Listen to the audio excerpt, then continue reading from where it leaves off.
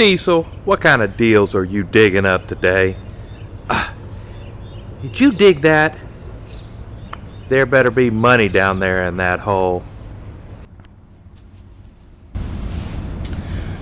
Hi everybody, Terry Weigel, the Quick House Buyer, here this morning, enjoying a cup of coffee. Got the girls off to school.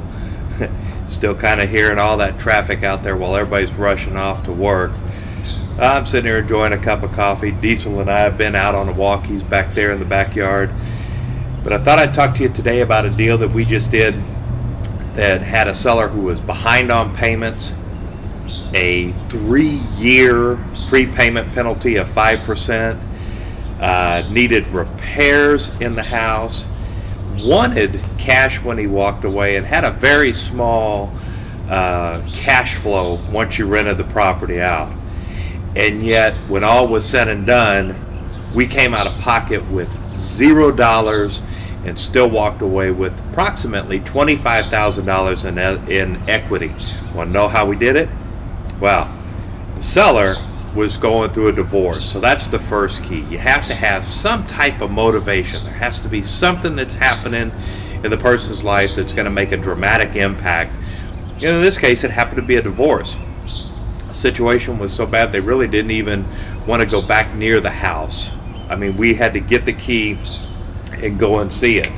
The property had all that equity sitting there, but it also was behind on payments. The seller didn't want to just walk away completely from all that equity.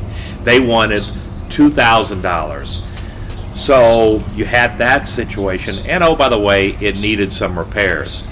Well, when you have those things equaling up, you know, it kind of made it a real questionable deal. But what really made it questionable was the fact that the rents on the property are only approximately $1,000 a month. Well, when you take the loan and the insurance and the taxes and everything else that went there, the underlying payment was approximately $850. Not much of a cash flow there, especially if you have to come out of pocket. And oh, by the way, you have to go ahead and you have to come out of pocket. You have holding costs, you have renting, you know, cost to get a renter in there, and you have repairs, and the seller wants money. Wasn't looking like a great deal. But here's what we did. We found somebody who had money in an IRA. Not necessarily a lot of money, but they had enough that they fronted the $10,000 we needed to do the back payments, we needed to do the repairs, we needed to do the money to the seller. Everything that was needed to be done, we took care of.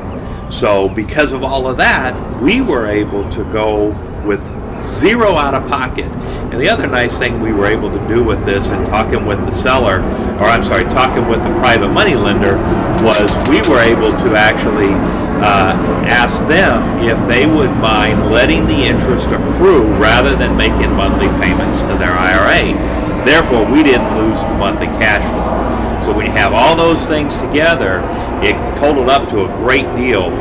And with that prepayment penalty, we actually found a tenant, or let me say, Bonita found a tenant to get into the house before we ever even closed.